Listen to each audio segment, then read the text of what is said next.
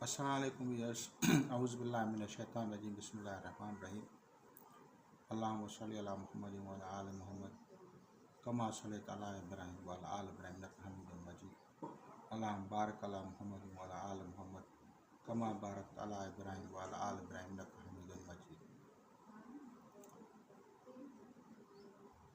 औज़ु बिल्लाहि मिनश शैतानिर रजीम बिस्मिल्लाहिर रहमानिर रहीम। आज हम गुफ्तगू करेंगे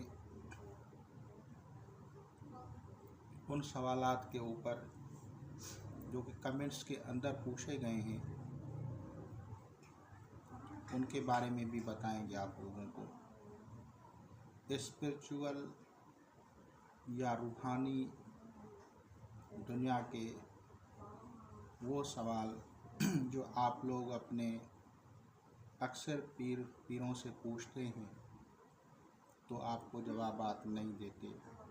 हाँ, जिनको रूहानियत हासिल होती है वो आप लोगों की ज़रूर रहनुमाई करते हैं। तो सबसे पहले मैं आयतल कुर्सी के ही जो गुज़श्ता आयतल कुर्सी के जो एमाल थे वो बताए थे, और आज उनमें से जो कुछ चीज़ें रह गई हैं वो आप लोगों को मैं बता रहा हूँ। सबसे पहले है कि अल्लाह वलियुल्लज़ीना आमनू युख़रिजुहुम मिनज़्ज़ुलुमात इलन नूर। इस आयत के पढ़ने से अगर किसी का शौहर, बेटा, भाई, बीवी कोई भी किसी भी गलत रास्ते पे है, बेराह रवी अख्तियार कर चुका है, तो इसके पढ़ने से वो उस गलत रास्ते को छोड़ देता है। इसको करामत के तौर पे औलिया इकराम ने किस तरह से दिखाया तो मैंने कहा था शेर मोहम्मद शरकपुरी रहमतुल्लाह अलैह, हज़रत शेर मोहम्मद शरकपुरी नक्शबंदी रहमतुल्लाह अलैह, आप लोगों ने उसकी एक करामत सुनी होगी वाक़यात में कि आपका मुरीद, आप अंग्रेज़ के दौर में थे, आपका मुरीद किसी के साथ वक्त फिक्स करके उसके घर जा गया था, तो हज़रत को वहाँ पे पहरा देते हुए देखा।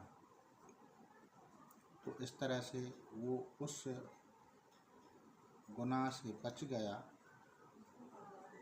और इस तरह से जब उसने किया तो फिर जब जुम्मा के दिन की नमाज वो अपने पीर के पास पढ़ने गया तो हज़रत ने उसे मना किया कि ऐसा न किया कर। तो ये रूहानियत जब कोई कामिल इस आयत से काम लेता है तो इस आयत की रूहानियत उसके मुरीद को कोई भी गलत काम करने नहीं देती, और ये कमाल होता है इस आयत का। दूसरा मैंने कहा था कि तय्युल अर्ज़, तो तय्युल अर्ज़ में मैंने कहा था कि या हय्यु या क़य्यूम, ये तय्युल अर्ज़ है, और हरफ हा जो है ये तय्युल अर्ज़ है, और इसका मौक़िल तनकफ़ील है। तो जो लोग औलिया इकराम इस पे रियाज़त करते हैं तो उनको तय्युल अर्ज़ हासिल हो जाता है। इसकी दीगर बातें मैं आप लोगों को बताऊं कि किसी लड़के को जिन था और उनको आता रहता था, तो मेरा भाई वहाँ पे गया था, छोटा था, तो सिर्फ उसके सर पे हाथ रख के आयतल कुर्सी कुर्सी दम की। वो जिन उसी वक्त चला गया, क्योंकि वो जहाँ पे गया था काम करने, तो उसे तो पता नहीं था कि इस लड़के को जिन है। तो उस दौर में बहुत वक्त हो गया है, बहुत पहले, तो उसने उस बच्चे को आयतल कुर्सी पढ़ के दम की और जिन चला गया, फिर उसको दोबारा नहीं आया था। इसी तरह बेशुमार इमराज का हल, क्योंकि ये सूरा बकरा जो है ये जादू और जन्नात का इलाज है। अब इसमें मैंने कहा था कि अगर कोई पढ़ता है रेगुलर, तो अगर जादू होगा तो वो जल के हाजिर होगा, यानी राख पड़ी होती है मुसल्ले के नीचे, या जिसे जा नमाज कहते हैं, जहाँ के ऊपर आप जिसके ऊपर आप नमाज पढ़ते हैं उसके नीचे वो राख पड़ी होती है या एशेस पड़े होते हैं। ये उसकी निशानी होती है कि अब जादू ख़त्म हो गया। तो इस तरह से इसके बहुत सारे इसरारात हैं। ये आयतल कुर्सी है, यानी फर्श से लेके अर्श से लेके फलकल अफलाक, उससे ऊपर, फिर उससे ऊपर कुर्सी है। तो इसके अंदर तमाम जो मखलूक़ात आती हैं वो आ जाती हैं। इसकी आखिरी आयत की तकरार से कौम जिन्नात को आग लग जाती है। तो जब आप इलाज करें तो कोशिश करें कि इसकी ज़्यादा तकरार न करें, क्योंकि किसी को तकलीफ़ देना मकसद नहीं होता। आप उससे कहें भाई ये मामला है, आप इसको छोड़ दें, तो वो बातों में ही जब मान जाते हैं तो उनको जलाना या तकलीफ़ देना मुनासिब नहीं होता। और अगर इसको रेगुलर पढ़ा जाए तो हिफाजत होती है। अब हम आते हैं उन सवालात के ऊपर जिन सवालात के लिए उन्होंने पूछा था। तो एक सिस्टर ने लिखा है, अतारिया सिलसिले, अतारी, मेरे ख्याल में इलियास कादरी अतारी की मुरीद होगी, अतारी लिखा है उसके। तो उसने कहा है कि मेरी रूहानियत कम हो गई, मैं दोबारा करूँ चिल्ला। तो चिल्ला कशी वो जो आप लोग समझते हैं वो समझो कि आप लोगों ने की नहीं है। जो लोग समझते हैं कि हमने चिल्ला कशी की है, उनमें ऐसे समझो कि 90% लोगों ने चिल्ला कशी की ही नहीं है। चिल्ला कशी का मतलब होता है यानी दावत, जिसमें मखलूक़ात खुदा आएगी, हाज़िर होगी और आप लोगों को जो है वो आपसे बात करेगी, और उसकी जो शराइत होते हैं वो आप लोगों ने पूरे ही नहीं किए होते। बकसरत लोगों की मैंने बात की, 90% मैंने ऐसे ही कहा था। कोई 10% होंगे जिन्होंने उन शराइत पे अमल करके कोई अमल में कामयाबी हासिल की हो।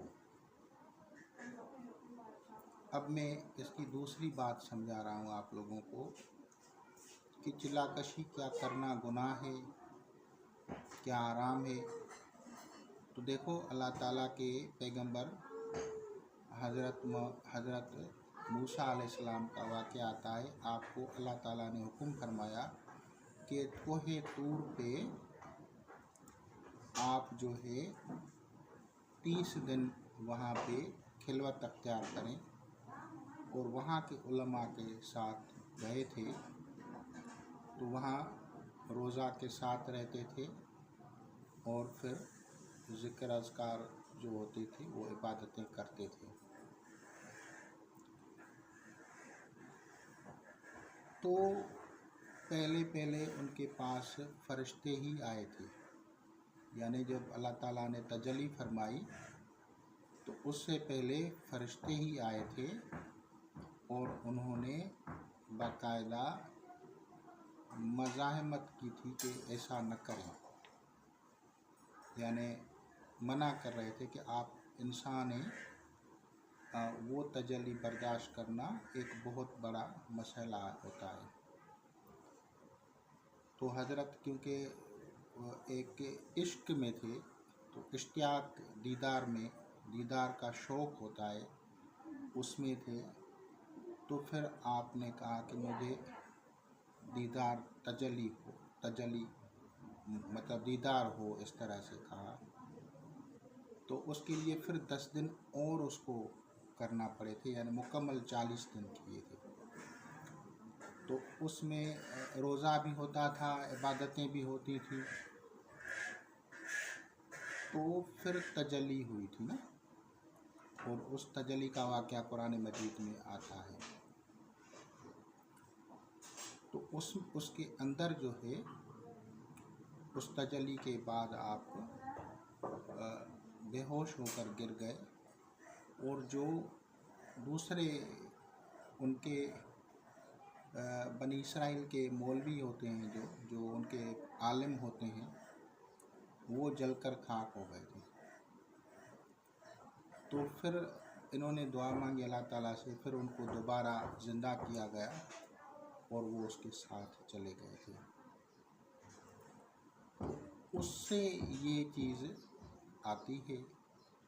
और फिर कुछ रवायात में चिलाकशी के टॉपिक पे आपको शम्सुल मारिफ़ अल कुबरा में आप देखें, वहाँ पे इसकी तफसील आती है कि इंसान के ऊपर जो पर्दे होते हैं जुल्मत के, अंधेरे के, वो हटते हैं 40 दिन की खिलवत से, तन्हाई से और परहेज़ से, फिर इबादत, सोम सलात, तब जाके।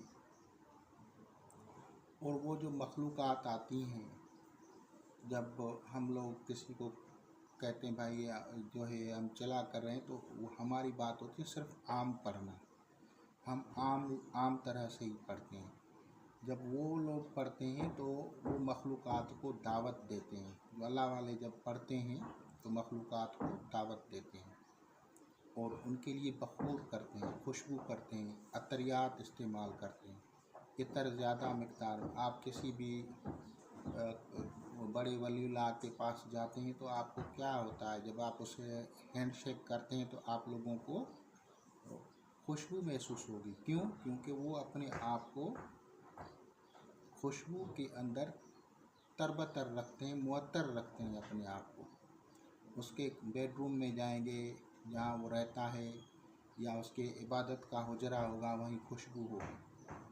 जब इस तरह से होगा तो वो आला नस्ल की आला नस्ल की जो मखलूक़ात होती है वो खुश होती है और फिर वो दुआ करती है, या उस तरह का फेज़ या उस तरह की इनायात करती है, उस तरह के तसर्रुफ़ात उनको मिल जाते हैं। लेकिन अगर आप ऐसे ही करते हैं तो उससे क्या होता है कि नेगेटिव एनर्जीज़ पहले आ जाती हैं, और वो नेगेटिव एनर्जीज़ आप लोगों को उल्टा बीमार कर देती हैं। वो फरिश्ते जो हैं वो आसमानी मखलूक हैं, वो जब तक आएंगे उससे पहले जो है नीचे वाली मखलूक पहुंच जाएगी। वो आएगी तो वो आप लोगों को बाउंड करेगी, क्योंकि वो जिन्नात की मखलूक होगी, कोई हमजाद होंगे, और वो भी हमजाद शैतान हमजाद, वो आप लोगों के अंदर घुस जाएंगे या आप लोगों के सामने आएंगे और आप लोगों को कहेंगे कि मैं फ़लाँ वलीउल्लाह हूँ, फ़लाँ बुज़ुर्ग हूँ, फ़लाँ हस्ती हूँ, और आप लोग उसके कहने पे आ जाएंगे। फिर ऐसे लोगों को बकसरत सवारियाँ आती हैं, और वो लोग अब कहते हैं कि मिसाल के तौर पे कोई कहेगा ख्वाजा साहब, उसके ऊपर सवारी आ गई ख्वाजा साहब की, किसी के ऊपर गौस पाक की आ रही है, किसी के ऊपर किसी बड़ी हस्ती की। तो इस तरह से फिर एक गलत पैटर्न बन जाता है। तो समझो कि वो चिलाकशी हमने की ही नहीं, जो आप लोगों ने रियाजतें की वो समझो की ही नहीं है। अब आसान और बेहतरीन तरीका क्या होता है, अगर आप रूहानियत में आते हैं तो आप किसी सिलसिले में जाएं। आप ऐसे समझो डायरेक्ट जब कोई अमल पढ़ते हैं, चिलाकशियाँ करते हैं, तो अपने आप को जोखम में डालते हैं, अपने आप को तकलीफ़ में डालते हैं, क्योंकि आप किसी सिलसिले में नहीं होते। जब आप सिलसिले में आते हैं तो उन औलिया किराम की जो निस्बत होती है वो हजूर अकरम सल्लल्लाहु अलैहि वसल्लम से दस्त बदस्त मिलती है। उसकी बरकत से क्या होता है कि रूहानी सिलसिला अटैचमेंट होता है। वो सारे जितनी भी आप लोगों की ज़रूरियात होती हैं, जो आप लोग अमलियात में कहते हैं, वो उसमें से पूरी हो जाती हैं। वहीं से आपको नूर अता होता है, वहीं से आप लोगों को अल्लाह ताला का फ़ज़ल होता है। तो उसमें क्या होता है कि कोई भी मुरीद को या तो इसम अल्लाह का ज़िक्र देते हैं, या कलमा तैयबा का देते हैं, या कुछ सिलसिलों में कलमा तैयबा तोड़ कर पढ़ते हैं। तो उनको जो हुक्म होता है वो उसके मुताबिक करते हैं। मिसाल के तौर पे मुझे जो है कलमा तैयबा तोड़ के पढ़ने का हुक्म नहीं है, लेकिन दूसरों को होता है, तो फिर वो उसका अमल करते हैं। जब वो मुरीद होते हैं, अगर आप ऐसे ही मुराकबा करेंगे बग़ैर मुरीद बने, बग़ैर किसी के दस्तबैयत के, तो फिर वो फैज़ जारी नहीं होता।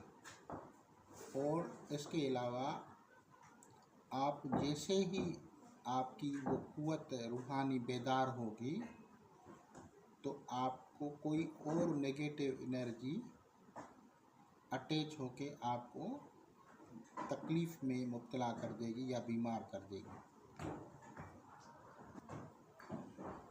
तो कोई भी नेगेटिव एनर्जी जो होती है वो अटैचमेंट करती है। या अगर आप बिल्कुल अपने नफ्स को सिधा गए, अपने नफ्स को आपने कमज़ोर कर लिया, बिल्कुल आप पाक साफ़ हैं, पाक दामन हैं, और आप मुरीद नहीं हैं किसी के, तो भी मैं आपको मज़े की बात बताता हूँ कि आप लोगों की वो पावर नहीं होगी जो एक निस्बत जो मुरीद होने के बाद की होती है, वो पावर होती है। लेकिन वो मुर्शिद को ढूंढा जाता है। ऐसे नहीं है कि आप कहें भाई मैं फ़लाँ मशहूर है तो उसके पास जाऊं, और फिर जिसके पास जो हैं कोई सरदार वगैरह या बड़े लोग जिसके पास ज़्यादा जाते हों, तो आप लोग उसके पास जा रहे हैं सिर्फ दुनियाई मफाद के लिए, तो वो अलग बात है।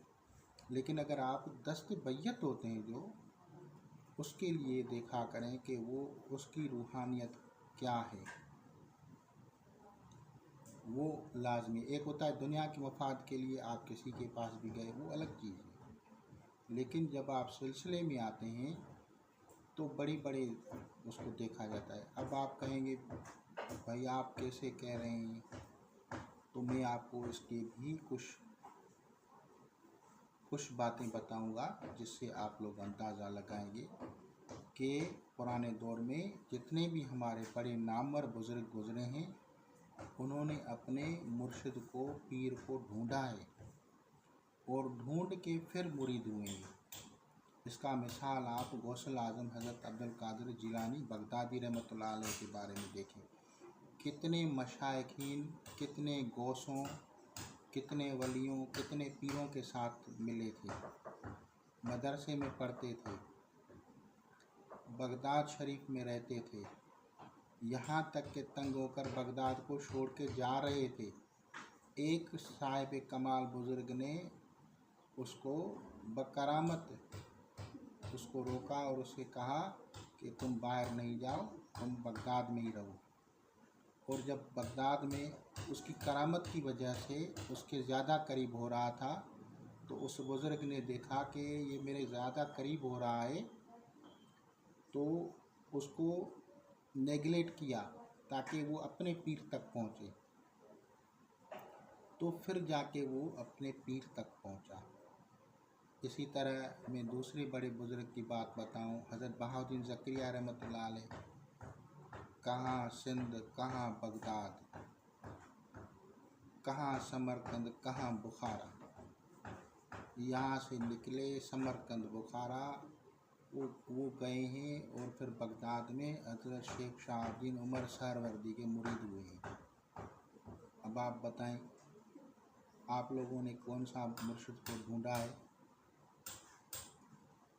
तो इतनी मेहनतें करके, इतने जफाकशियाँ करके, सफ़र की सऊबतें बर्दाश्त करके फिर जाके मुरीद हुए थे। यहाँ तक कि बुखारा समरकंद के लोग हज़रत बहाउद्दीन ज़करिया रहमतुल्लाह अलैह को फ़रिश्ता कहते थे, मलाइका। इतना खूबसूरत उसका वो था, अंदाज़ था, इतना खूबसूरत था। अब दूसरा है हज़रत बाबा बुल्ले शाह रहमतुल्लाह अलैह। कहाँ पे जाके लाहौर में मुरीद हुए। तो जब लाहौर में गए हैं तो वहाँ पे हज़रत जो था शाह इनायतुल्लाह शाह कादरी आरई रहमतुल्लाह अलैह, आरई थे आप कौम के, तो उसको ढूंढ के उसको कहा कि मुरीद करें। तो उस वक्त आप प्याज की बीज बो रहे थे, उसे पनीरी बोलते हैं पंजाबी में, प्याज की पनीरी बो रहे थे ना। तो उसने उसको कहा कि मुझे अल्लाह से मिलाओ, मतलब फेज दो। तो उसने कहा कि ये कौन सा बड़ा बात है, ये तो आसान बात है। यहाँ इसको पनीरी को, प्याज को ऐसे जैसे यहाँ से निकाला और यहाँ काश्त किया। तो ये निस्बत इतनी चीज़ है कि दूध होता है, लेकिन दूध को जमाने के लिए, उससे मक्खन निकालने के लिए, जैसे उसमें और खट्टा चीज़ डाला जाता है और दूध डाला, उसमें लस्सी डाली जाती है या दही डाली जाती है, तब वो जमता है, तब उससे मक्खन निकलता है। इसी तरह निस्बत इतनी ही लाजमी है। और ये मैं बातें आप लोगों को समझाने के लिए किताबी बता रहा हूँ, लेकिन जो मेरे मुशाहिदात हैं वो अलग हैं, वो मैंने बताए भी नहीं आप लोगों को। मुझे पता है कि ये कितना बड़ा पावर है। अगर आप किसी के मुरीद होते हैं तो निस्बत होती है, तो कितना बड़ा पावर है और कितना समझो कि अल्लाह ताला का फजल है अगर वो साहिब कमाल बुजुर्ग हैं तो। अब मैं दूसरी बात बताता हूँ आप लोगों को। मशहूर बुजुर्ग हज़रत सुल्तान बाहू रहमतुल्लाह अलैह, आपने मुर्शिद को ढूंढने के लिए हज़रत बहाउद्दीन ज़करिया रहमतुल्लाह अलैह बहुत बड़े बुज़ुर्ग के पास जाना पड़ता है। लोकल जो मज़ारें होती हैं उन पर भरोसा नहीं होता कि कहीं पे मज़ार है नहीं है, कहीं पीर दफन है नहीं है। लोगों ने कहीं पे ऐसे भी मज़ारें बना के जो है ना वो कारोबार बना लिए थे। तो हज़रत सुल्तान बाहू रहमतुल्लाह अलैह अपनी किताबों में लिखता है कि अगर दावत कब्र दें, मिसाल के तौर पे किसी बुज़ुर्ग से की दावत दी जाती है या कशफ किया जाता है, तो भी उसमें वो वाज़ेह तौर पे लिखा है कि किसी गौस कुतुब के मज़ार पे जाके दावत कब्र दी जाए, यानी उसकी रूह से जो है फैज़ लिया जाता है। तो उसने इंतखाब कहाँ किया? हज़रत बहाउद्दीन ज़करिया रहमतुल्लाह अलैह की मज़ार पे। वहीं से जो उसको हुक्म हुए कि कहाँ पे जाके मुरीद हो, किस तरह से हो, क्या फैज़ मिलेगा, फिर वहीं पे वो गया था और हज़रत अब्दुर्रहमान जिलानी रहमतुल्लाह अलैह देहलवी के आप मुरीद हुए। तो ऐसे नहीं है कि आप लोग घर बैठे होते हैं। अच्छा, फिर जब मुरीद हो जाता है किसी साहिब कमाल का, तो अब कशफ के दरवाज़े मुरीद होने से ही खुल जाते हैं, पहले दिन से ही खुल जाते हैं। सालों नहीं लगते, और उसमें उसको जो है कैफियतें होती हैं। कुछ लोग जो हैं मदहोश रहते हैं कुछ दिनों के लिए, और कुछ लोगों के ऊपर ये कैफियत नहीं होती। फिर वो जो ज़िक्र देता है वो ज़िक्र किया जाता है जिससे आपकी रूहानियत, आपके लताइफ एक्टिवेट होते हैं। अब इससे क्या होता है, ज़िक्र करने से क्यों ज़िक्र किया जाता है? पहले तो जब वो मुरीद किया जाता है तो उस वक्त साहिब कमाल बुजुर्ग आप लोगों के गुनाहों को जला देता है। अब आप कहेंगे भाई गुनाह या कर्म जो हैं वो बुरे हैं मुरीद के, और मुरीद कैसे साफ कर रहा है, तो क्या कमाल है, कौन सी कुव्वत है, क्या पैटर्न है? तो ये तरीका भी मैं आप लोगों को बता रहा हूँ। ये उन पीरों के लिए भी है और जो मुरीदीन हैं उनके लिए भी है, ताकि उन्हें पता होना चाहिए, क्योंकि ये सूझबूझ सब लोगों को नहीं होती। इसीलिए आप लोगों को मैं ये स्पिरिचुअल हीलिंग का तरीका बता रहा हूँ। स्पेशली स्पिरिचुअल हीलिंग क्या होती है, इसके लिए इंसान जब उनकी इतनी रूहानी पावर होती है कि जब वो दस्त बैत करता है तो इसमें आज़म अल्लाह जो जलाली है, आतिशी हरफ से शुरू होते हैं, तो उससे उनके गुनाह जल जाते हैं। और उसका तरीका क्या होता है, मुराकबा में क्या तरीका होता है? तो आप लोग जो सांस लेते हैं, जैसे पास अनपास लोग बोलते हैं कि हम तो पास अनपास करते, पास अनपास करना और समझने में बड़ा फ़र्क होता है। पास अनपास आपको सारे लोग आप पे जब रब झाड़ेंगे ना, आप बात करेंगे पर्सनल में, हम तो नहीं पास अनपास कर बैठे हैं, रोज़ करते हैं, हमने सारे लताए पे एक्टिवेट हैं, ये हैं वो सारे, ये डींगे मारना है। अब मैं असल वो चीज़ बता रहा हूँ जिसे आप समझ गए तो बहुत बड़ा काम है। आपकी जो दाहिना राइट साइड की जो नोज़ की साइड है, राइट, इस तरफ से सांस लेने से अगर कोई ज़िक्र करता है तो आप लोगों के कर्म कटते हैं, आप लोगों के गुनाह ख़त्म होते हैं, गुनाह जल जाते हैं। उसके लिए क्या तरीका होता है कि लेफ़्ट साइड से आप इसको बंद करेंगे और वो ज़िक्र जो आपको मुर्शिद ने अता किया है उसको पढ़ा जाता है। लेफ़्ट साइड से ऐसे बंद करेंगे, राइट साइड से सांस लेंगे और उस सांस में वो ज़िक्र करेंगे, तो उससे आपके गुनाहों को ख़त्म होता जाएगा, गुनाह ख़त्म होते जाएंगे। और जो अगर लेफ़्ट साइड से आप ले रहे हैं और राइट साइड को आप बंद करके आप लेफ़्ट साइड से ले रहे हैं, तो अब आपकी जो रूहानी जो कदर व मंजिलतें यानी नेकियां जमा होती जाती हैं, आपकी अच्छाइयाँ, आपकी पावर ऑफ एनर्जीज़ वो कलेक्ट होती हैं। तो दोनों साइड्स की मैंने आप लोगों को डिफरेंस बताई है। आप लोगों को किसी ने भी ये चीज़ नहीं बताई होगी, क्योंकि बहुत ही कम लोग इस चीज़ को समझते हैं। अब जब कोई मुर्शिद बैठता है, अगर बिलफर्ज उसमें इतनी ताकत नहीं है कि किसी के गुनाह पहले ही नज़र से काट सके, तो वो जब मुराकबा में तन्हाई में बैठता है तो अपने मुरीदीन के गुनाहों को साफ़ करता है। और साफ़ करने के लिए वो जो इस्म होता है, मिसाल इस्म ज़ात पढ़ रहा है, तो वो इस तरह से करके लेफ़्ट साइड को बंद करके राइट साइड से सांस लेता है, जिक्र करता है। और जब वो उनको फेज देता है, यानी उसमें एनर्जी फिल करता है, अपने मुरीदीन के कुलूब के अंदर नूर दाखिल करता है, तो फिर राइट साइड को बंद करके लेफ़्ट साइड से एनर्जी दाखिल करता है, सांस लेता है, जिक्र करता है, तो फिर एक नूर की एनर्जी ऑफ लाइट जो है वो उनके मुरीदीन के कुलूब में दाखिल होती है। तो स्पिरिचुअलिटी कोई ऐसे बकवास नहीं है, इसकी बहुत सारी चीज़ें हैं। और फिर वो यहाँ से भी जिक्र करता है, यहाँ से भी करता है, और दोनों तरह से करता है।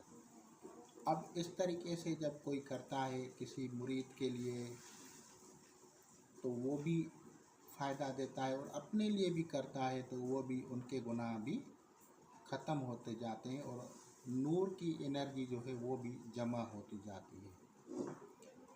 तो अल्लाह ताला का एक करम होता है। आप समझ लें कि मुरीद बनना कितनी बहुत बड़ी सआदत है। आपकी निस्बत हज़ूर अकरम सल्लल्लाहु अलैहि वसल्लम से मिल जाती है, किसी भी सिलसिले से हो आप। मैं ये नहीं कहता कि आप फ़लाँ सिलसिले में जाएं, फ़लाँ में न जाएं, जिस भी सिलसिले में जा रहे हैं आप, लेकिन आपने मुर्शिद को ढूंढें, गाइडेंस को ढूंढें। वो कहाँ है, देखें कहाँ है, पूछें। ऐसे नहीं है कि आप किसी का भी जो है ना वो आपको बता देते हैं भाई फ़लाँ जगह पे है तो आप चले जाते हैं। आप खुद कशफ करें, इस्तिखारा करें, पूछें, मालूम करें क्या रास्ता निकलता है, वहाँ पे जाए। और फिर जब एनलाइटमेंट होती है तो फिर बातिन का निज़ाम खुल जाता है। ये आपके जितने भी चिलाकशियाँ हैं वो अपनी जगह पे है, लेकिन ये जो नूरी पावर है, ये लाइट की जो पावर है, ये बहुत बड़ी पावर होती है। इसको आप समझ लो। अब किन लोगों को मुरीद होने के बाद फैज़ कम मिलता है या फैज़ चला जाता है, उनका वापस चला जाता है, तो वो लोग जो मुरीद होने के बाद अपने मुर्शिद के खामखा की ग़ीबत करते हैं, मुखालफत करते हैं, ये ख्याल करते हैं कि हमारा पीर साहब हमसे नहीं मिल रहा, हमसे ये नहीं करा, दूसरों से मिल रहा है। तो इस तरह की बहुत सारी चीज़ें जब होती हैं तो वो उनको फैज़ नहीं मिलता, उनका फैज़ रुक जाता है। क्योंकि आपका मुर्शिद सिर्फ़ एक ज़रिया होता है, एक वसीला होता है।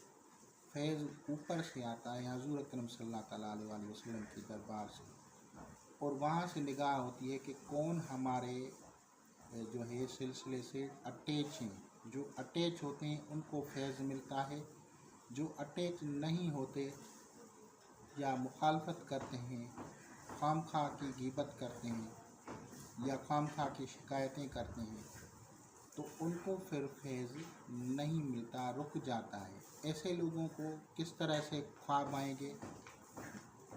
मिसाल के तौर पे मैं आपको बता रहा हूँ, मेरे एक दोस्त का एक शागिर्द था,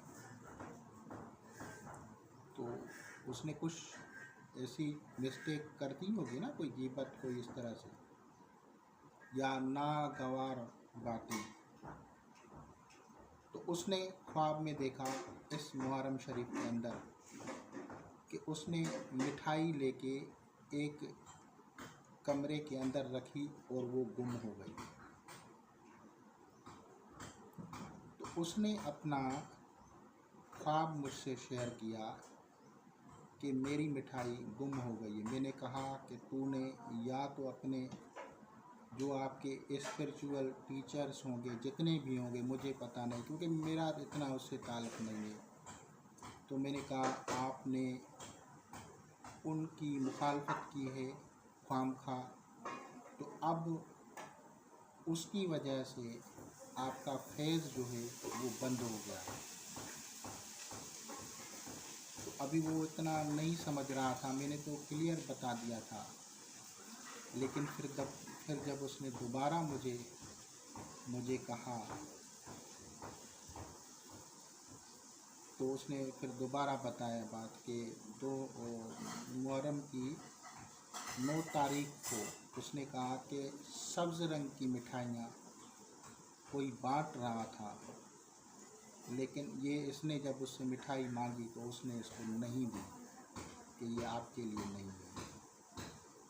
तो उसने कहा ये क्या? मैंने कहा आपको ज़ाहिरन बता दिया गया है कि हुसैनी फैज़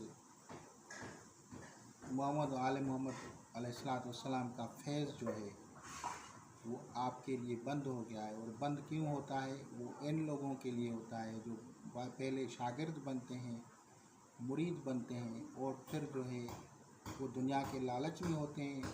तो वो ये समझते हैं कि हमारा पीर साहब हमारा जो होता है वो हमारे पैसे देगा, कोई मदद करेगा या कोई ज़ाहिरन माली इमदाद करेगा। तो इस तरह के ख्यालात होते हैं लोगों के, मुख्तलिफ़ ख्यालात लेके लोग मुरीद होते हैं। कुछ लोग होते हैं जो कहते हैं भाई अल्लाह के साथ हमारा रूहानी रब्त हो, तो फिर वो आगे चल के शिकायतें करना शुरू कर देते हैं। तो उसकी वजह से वो उस फ़कीर या अल्लाह वाले का कोई नुकसान नहीं होता। वो जो लोग ख़ुद मुरीद होते हैं वो खुद ही अपना कर देते हैं और ऐसे लोगों का फैज़ फिर बंद हो जाता है। तो अब मैं आप लोगों को एक दूसरा जो ख़ास सवाल है वो मैंने बार बार बताया भी है कि किसी ने लिखा था कि मैं या कहार का अमल करूं। तो मेरे भाई, जलाली एमाल में कोई ऐसा अमल नहीं जो आबादी के अंदर किया जाए। इसकी मैं आप लोगों को समझाता हूँ हिस्ट्री से भी लेके, ताकि आप लोगों को यकीन हो जाए। ये आप लोग सुनते हैं ना, कभी कोई आप लोगों को वजीफ़ा दे रहा है कि ये पढ़ो आप, तो भाई ये जलाली अमल है और ये आबादियों में भी नहीं पढ़े जाते और इनको अमूमी तौर पे पढ़ा ही नहीं जाता। कितनी दुआएं हैं हदीसों में जिनमें जलाली इस्तेमाल हुए हैं, आप वो देखें ना। इतनी बड़ी किताबें हैं, इतनी बड़ी दुआएं हैं, सब में रहमत रहमत रहमत, नेमत रहमत नेमत, फजल यही मांगा जाता है। लेकिन आप क्या मांग रहे हैं वो मुझे समझ में नहीं आ रहा। बावजूद समझाने के नहीं आप लोग समझ रहे हैं। तो मेरे भाई, ये चीज़ आबादी में नहीं पढ़ी जाती। जब वो सेवेंथ स्काई की मखलूक़ात अर्थ पे आती है तो वो ऐसे नहीं जाती, बल्कि आप लोगों को तकलीफ़ में मुब्तला कर देती है। मिसाल के तौर पे लूत अलैहिस्सलाम की कौम आई तो वहाँ उसको पत्थर बना दिया। लूत अलैहिस्सलाम की कौम के पास जब गए थे तो उनको पत्थर बना दिया। इसी तरह बाद के लोगों की बात करें तो नूरानी नूर हरबला दूर लाहौत ला मकान मशहूर मकाम में लोग गए, मैं गया नहीं हूँ। तो वहाँ पे लोग कहते हैं भाई पत्थर के मुजस्मे वगैरह बने हुए हैं। तो ये भी उन बुज़ुर्गों ने वहीं पे नहीं पढ़ा, बल्कि उन्होंने पहाड़ों के अंदर पढ़ा। और जहाँ उस गार में उसने बुज़ुर्ग ने चिल्ला खींचा है तो उन्होंने कोई शौकिया किसी को पत्थर नहीं बनाया, बल्कि वो लोग हिसार करते थे और उस हिसार में मोकलाने ज़ुहल या सैटर्न की जो मोकलान होते हैं उनको वो लोग यूज़ करते थे। तो जब ज़ुहल के मोकलात वहाँ पे जाते थे तो ज़ुहल के मोकलात हर उस चीज़ को जो नुकसानदायक होती थी उसको ख़त्म करते थे या पत्थर बना देते थे। इसका दूसरा मिसाल है इमाम बरी सरकार रहमतुल्लाह अलैह। आपने जो है ना किसी पहाड़ के अंदर चिला कशी की है, आबादी से दूर, शहर के अंदर नहीं। तो ये चीज़ें पहले तो आप समझें कि आप में इतनी हैसियत है कि आप जाके जंगलों और पहाड़ों में ये करें, और आप में वो चीज़ें भी हैं जो आप दे सकें कि वो वहाँ पे 40 भैंसों या 50 भैंस का जो है ना दूध पी रहा था इमाम बरी सरकार, और जिसका भी भैंस का दूध पी रहा था वो मर रही थी, इतनी कुव्वत उसकी खींच रही थी। तो आप बताएं, एक इमाम बरी सरकार की इतनी कुव्वत खींच रही थी कि उसको 40 भैंस की ताकत लेनी पड़ी। तो आपके पास क्या 40 भैंस की ताकत है कि आप जो है चिल्ला करेंगे और फिर दूध पिएंगे, और वो एक भैंस मर जाए तो दूसरे दिन आपके घर वाले ही डंडे लेके आ जाएंगे कि ये तुमको हो क्या गया है। तो वो मुरीदीन वो लोग वो कहाँ से आएंगे। इसी तरह यही चिल्ला जो है हज़रत जो है सैयदना सैयद जलालुद्दीन सुरखपोश बुखारी सुरखपोश बुखारी के जो औलाद है सैयदना जलालुद्दीन जानिया शाह जानगश्त, उसने भी किया था। तो वो भी भैंसों का दूध पीता जाता था। तो वो रियाज़तें, वो ताकतें हासिल करने का, तसरफ़ात हासिल करने का अगर आप लोग शौक़ रखते हैं तो आपके पास वसाइल ही नहीं। आप पता नहीं किन लोगों की जो है बातें सुन के आप लोग जो है चिल्ले कशियाँ कर रहे हैं और फिर खुद पागल हो जाते हैं या खुद मर जाते हैं या खुद बीमार हो जाते हैं, घर वाले परेशान, दूसरे परेशान, या रुजत का शिकार हो जाएंगे तो आप लोग अपने ही घर वालों को मारेंगे। बहुत सारे लोगों के ये आप मसाइल देखें। तो ये चीज़ें बार बार न पूछा करें कि भाई जलाली अमल करें, जलाली अमल करें, हमें इजाज़त दें, ये करें, वो करें। इन चीज़ों को छोड़ दें। जो चीज़ आप जिसके बारे में जानते ही नहीं है उसके लिए कह रहे हैं। ये सेवन्थ स्काई की जो है मखलूक़ात होती है। सेवन्थ स्काई का जो है हेड कौन है? हज़रत इज़राइल अलैहिस्सलाम। वो आएगा तो आप लोगों को ऐसे छोड़ेगा। जब मूसा अलैहिस्सलाम ने फ़िरौनियों को ख़त्म किया था, किप्तियों को, तो उसने अल्लाह ताला से जब गुजारिश की तो अल्लाह ताला ने कहा ठीक है, पहले छोटे छोटे वो दे रहा था अज़ाब उनको, लेकिन जब आखिरी उसकी जो 10 उनके जो है ना अज़ाब आए, 10 दुआएँ बद्दुआएँ की थी उन्होंने, तो उनमें जो एक आखिरी जो था उसमें फिर अल्लाह ताला ने कहा कि ठीक है, फिर बनी इसराइल के हर घर वालों को कहो कि एक बर्रा यानी एक शीप जो होती है, मेल शीप जिसे कहते हैं, वो जो है ज़िबा करके उसका खून जो है अब घर की चौखटों पे लगाओ, ताकि उन घरों में 7वें आसमान की मखलूक़ात दाखिल न हो, यानी इज़राइल अलैहिस्सलाम के मातहत जो मखलूक़ात हैं वो दाखिल न हो, क्योंकि वो आएगी तो फिर वो किसी इंसान के अंदर जब किसी को तो फिर जान लेगी ना, उनको तो फिर ज़िंदा छोड़ेगी नहीं। और आप लोगों को पता है फिर किप्ती कहाँ गए, सारे डूब गए। फ़िरौन मैं लश्कर गरक शुद्ध फिल नील, यानी सारे नील दरिया के अंदर डूब गए। तो जलाली अमाल ये चीज़ें, ये बातें नहीं है, मैं किताबी बातें नहीं करता, मैं हकीकतन बातें समझाता हूँ आप लोगों को। जो मेरी अकल, मेरा इल्म, मेरा मुशाहिदा जो बता रहा है, जो मुझे मेरे ख़याल में आती है बात, वो मैं बोल देता हूँ। ये नहीं है कि मैं किताबें देख के आप लोगों को बता रहा हूँ। तो इन चीज़ों से इज्तनाब करें। चिल्ला कशी तो बहुत बड़ी बात है, हम अहल ही नहीं है चिल्ला करने के। हमें एक वक्त की रोटी ना मिले तो हम जो है घर वालों से लड़ पड़ते हैं, भाई हमें भूख लगी है, हम मर गए, ये गए, वो गए। तो हमारी कैफियत ये है, हमें वो सब्र भी नहीं है, वो हमें कुव्वत भी नहीं है। तो आप लोग कहते हैं हम चिल्ला करें, तो चिल्ले की भाई वो हैसियत ही नहीं है। बस अल्लाह अल्लाह करें, किसी निस्बत से जुड़ जाएं, वहाँ से दरूद सलाम दरूद पढ़ेंगे, दरूद शरीफ की बरक़ात होंगी, इस्म आज़म की बरक़ात होंगी, तो वो जो अल्लाह ताला का इस्म आज़म मिलेगा, कलमा तैयबा मिलेगा, उसकी ताकत ने निस्बत मिल जाएगी, हज़ूर अकरम सल्लल्लाहु अलैहि वसल्लम की निस्बत मिल जाएगी। तो सिलसिलों की जो निस्बत होती है तो वो मिल जाएगी, ये बड़ी सआदत है। तो इंशाअल्लाह ताला अज़ीज़ आप लोग उसे इस्तिफ़ादा करेंगे। खुदा हाफ़िज़।